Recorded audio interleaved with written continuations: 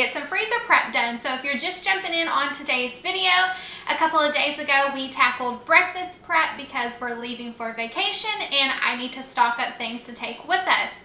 I just got the dishwasher unloaded, so we are good to go to make a mess today. But let me give you a rundown of what the menu is going to look like. So 7 dinners. We've got barbecue chicken, we have tacos, an Alfredo pasta bake with shrimp and broccoli, hamburgers, Dorito casserole, barbecue pork ribs with corn and baked potatoes, and chicken enchiladas. Now, one of those meals I'm going to go ahead and take the time to prep too. That way when we come back, it'll be in the freezer. I can pull it out and I don't have to worry about dinner that night. So I did take the time and I went ahead and prepped some things last night, mainly just cooking up the meat. That way we weren't going to be sitting around and waiting for that today. So just like breakfast, I went ahead and I set out everything that we're going to need to get this dinner prep done. I've got some broccoli here, some tortillas, a bag of Doritos, and then I just kind of have a mix of condiments. I have some heavy cream, some enchilada sauce, cheese dip, Alfredo, some shaker cheese, barbecue sauce, and a big block of cheese. Got some more pans here to make life a little bit easier. And over here, I've got that pre-cooked chicken. I have some pre-cooked taco meat here. Back here, I have some cooked rice, some cooked pasta, and back here, I have our shrimp. It was fully cooked, but I went ahead and I took the tails off of it. So we're a little bit ahead of the game already. When I made up the taco meat, I went ahead and I divided it. So I already have my meat for my tacos packaged up and ready to go. So that is one thing off of the list already. And when it comes to our hamburgers, I went ahead and I pressed out all the patties last night and popped them into the freezer. So all I need to do regarding that is just to get them off the tray and get those bagged up and back into the freezer. So that is 2 things already accomplished off of the list.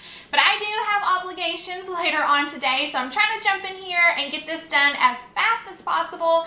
It's about 8 o'clock already, so bright and early this morning, but we are going to get it done. So like the other day, a couple of these recipes call for cheese, so I'm just taking a quick second to get this done.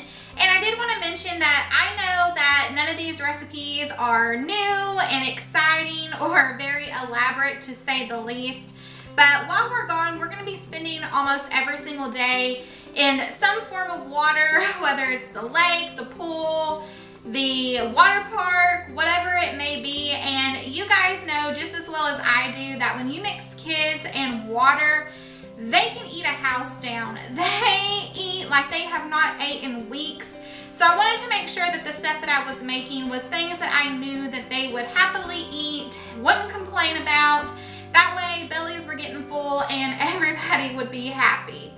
So when we were in Walmart the other day, I had gone down the aisle, you know, to get those foil pans, and it was right next to where all of the kitchen gadgets and supplies and stuff were at. And Aaron had picked up a cheese grater and he said, well, why don't you go ahead and put this in the cart because you need one, because mine is literally on its last leg. It is missing this side piece, which to me doesn't even make a difference. It still works just the same. And as soon as he picked it up and started to put it in the cart, I picked it right back up and took it out, and I said, I said, if I'm buying a new cheese grater, I said, I'm invested in one of them fancy ones that you just spin the wheel and the cheese comes out. I said, I want to live large next time I have to get a cheese grater. I think the first thing that I'm going to start with, because it's going to be the easiest and I can get it marked off the list fast, is getting this barbecue chicken mixed up for the barbecue sandwiches. Like I said, I just have pre-cooked shredded chicken in here, and I'm just going to mix in the barbecue sauce, get it mixed up, and then I probably will move this over to like a throwaway Ziploc bag. I had intentionally thought at first that I would just take it in this bowl, but for the convenience of having more room to store it in the cooler, I think that it will store better and I can get more room in the cooler if I move it to a Ziploc bag. So that's what I'm going to do, but very simple. Just going to mix in the barbecue sauce and call this one done. Alright, so that's one down, and hour to go, and I don't know if you guys have ever heard or tried barbecue chicken salad, but you guys definitely need to try it. It basically starts out the same exact way. You just don't add as much barbecue sauce as I did to this chicken, but you chop up red onion, green bell pepper, pickles, and you can put tomatoes in there if you want to. Mix it all up and eat it on a cracker, and I am telling y'all, it is so good. You're going to have to try it. But I'm just going to move this over to the side, and we're going to move on to the next thing. We'll get this moved over to the Ziploc bag at the end when we're getting everything ready for the freezer. I'm going to work on the Alfredo bake next, because this one really just consists of me mixing everything up and tossing it into the foil pan. Last night I went ahead and I cooked up a pound of panini pasta, but you can use whatever pasta you wanted. I really think that this would be good with tortellini. Like, we've made that before in the past this way, but I was trying to cut cost, and obviously the 98-cent bag of pasta was cheaper than the cheese-filled tortellini. I'm going to go ahead and get this frozen broccoli popped into the microwave and get it cooked up. You definitely could put this in frozen, but I think it's going to mix a lot better if I cook it first, so that's what I'm going to do.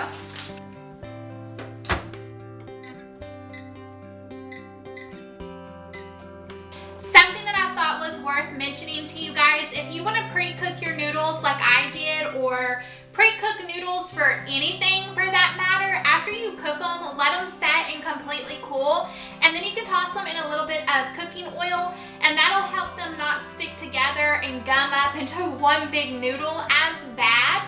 And you could probably honestly even give it a good spray with Pam if that's all you had. There is absolutely no rules when it comes to cooking. You just do what you want. All the rules apply to baking, and if we're being completely honest, I don't even follow the rules then either. Alright, so here comes the fun part to see if all of this is truly going to fit inside of this bowl or not. I'm going to dump in my broccoli. I'm going to go ahead and get my shrimp in here. Next, I'm going to get this Alfredo sauce into the bowl. Something that I like to do to get the rest of the Alfredo sauce off is definitely you could use water. Sometimes I use chicken stock, but because it's more of like a creamy sauce, I like to add in a little bit of heavy cream to this and give it a good shake. I'm gonna get that poured in here. All right, let's see if we can mix this all up without it flying all over the kitchen. Alright, I got our foil pan here, and we're going to get this dumped into there. If you wanted to, omit the shrimp and do chicken instead, you can definitely do that. That tastes really good. Sometimes when we have leftover Easter ham, I make this same exact thing, and instead of doing like shrimp or chicken, I cut up Easter ham and put that in here and put some bacon with it, and that's really good too. I think pasta is kind of like pizza, to where you can't really go wrong with what you add to it. It always ends up tasting really good. I wish I would have remembered when I was at the store to pick up like some mozzarella cheese to put over the top of this, but I didn't, and that's okay. So I'm just going to sprinkle some of the shaker cheese over the top of it and call it done. I think they'll eat it just the same either way, if it's got the mozzarella cheese on top or not. I have plenty of cheddar cheese, and I probably could have, I guess, put that on top, but I don't know how well that's really going to taste. So we're just going to put on a very unhealthy amount of shaker cheese and call this one done so we can get it checked off of the list. Okay, so Alfredo's done, and we're going to move on to the Dorito casserole now. In this bowl, I just have some pre-cooked rice that I made up last night, and you guys have seen me make this tons of times. It's just 1 cup of dried rice and 2 cups of liquid. Now, I remember my mom making something very similar to this growing up, and we did call it Dorito casserole. I think on Pinterest now there are a ton of Dorito casseroles, but we always ate ours with noodles instead of rice. But we're going to do rice today, and I remember the first time that I made this and Levi had a friend staying over, and ever since he ate it that night, every single time he comes back over to this house, he says, "Can you make that Dorito casserole for dinner?" So I know the kids love it, I love it, Aaron loves it, but to be completely honest, you know, we're all just a bunch of big kids in this house, so it's kid friendly for sure. So to our cup of rice, our pre-cooked cup of rice, it's, you know, obviously doubled a lot. We're gonna get some stuff added to this. I'm gonna add in 1 full jar of cheese dip, and use whatever cheese dip you prefer. So in the bowl it goes, right on top of our rice. I'm gonna use the same method as before to get all the stuff that's stuck to the sides. Use milk, use chicken stock, use water, whatever you gotta do to get all that off the side, because you don't want none of it to go to waste. Alright, so in that goes. Next I'm gonna add my pre-cooked taco meat, and this is probably about maybe close to a pound, but I'm gonna go ahead and get that in here as well. And the last thing that I'm going to add before we get this dumped over into our foil pan is I'm going to put about half of this cheese inside of our mixture, and then we're going to get this mixed up. Just be mindful to kind of fold it in and don't stir it too hard, because you don't want your rice to all mush together in one big lump. Okay, so I got our foil pan, and we're going to go ahead and get this dumped into there. Okay, I just took a second and got it all evenly spread out. This next part honestly kind of hurts my soul a little bit, but you're going to take a full bag of Doritos and you are going to smush the heck out of these. That way you can sprinkle it on top of your casserole. Something about how much these cost, and knowing that I'm just about to demolish them into a bunch of crumbs just kind of honestly makes me sick inside. I'm not crying, you're crying. Okay, so I'm gonna get these all over the top now. And the very last thing that I'm gonna do is I'm gonna take the rest of that cheese and get this sprinkled all over the top. And I did want to mention that you can add corn inside of this, you could add beans, you know, peppers, all of the kinds of sorts of things that you would want. But we're probably just going to eat the corn on the side with ours. My kids aren't really big fans of beans, so I didn't bother to add any of that in, but you definitely could, and you could swap out the meat and do chicken instead if that's something that you prefer. Okay, so that's one more thing down. Now we're going to move on to our enchiladas, and pretty much basically this is nothing more than a fancy taco hamburger helper, if we're being honest, but better because you made it at home and didn't use the box. Alright, so I've got everything set out for our enchiladas. I know you guys have seen me make this a ton of times, but honestly I knew I needed to make it because it is one of our favorites. So while we're just sitting here and getting these all rolled up, I wanted to share a little story with you guys. I had taken my shredded chicken here and I was getting some seasonings added to it, you know, to make it a little bit more taco-y, if you will. And I was in the spice drawer and I was looking for the cumin and I accidentally picked up the cinnamon, and I realized that I did, and I was like, oh no, you know, that's not what I'm here for, so I put it back. But this leads me to a story that I wanted to share, that a couple of years ago I was making some oatmeal cookies. And you know, when you're making oatmeal cookies, it calls for cinnamon. Well, it wasn't until I got all the cookies mixed up, got them in the oven, got them baked, and had them sitting cooling, that when I went in to do my little taste test, you know, for quality control, that I realized that I had added cumin to all of my cookies and not cinnamon. And I always tell everybody that there is not a cookie that I haven't met that I don't like, but I think my opinions were truly changed that day, because when I tell you they were awful, I truly mean that. There was no way that I could salvage those cookies, and I was so upset at myself for making that mistake. And you know, now I tell myself, you know, it's a hiccup, it's not a failure. And when I look back on that situation, I think, what in the world could have been the hiccup to that problem? And I guess the hiccup to that problem is now I am way more cautious anytime I make oatmeal cookies. and I make sure that I pick up cinnamon and not cumin. Okay, so to finish off our cumin enchiladas and not our cinnamon enchiladas, I'm gonna go ahead and add that other can right on top. And then I'm just gonna go ahead and get the rest of the cheese on top of that. Okay friends, so that wraps up another eventful day. We've got the barbecue chicken here, we've got our hamburgers, we've got our Dorito casserole, we have our Alfredo bake, and then we have our enchiladas. So now it's just a matter of getting this all packaged up so that we can get it popped into the freezer.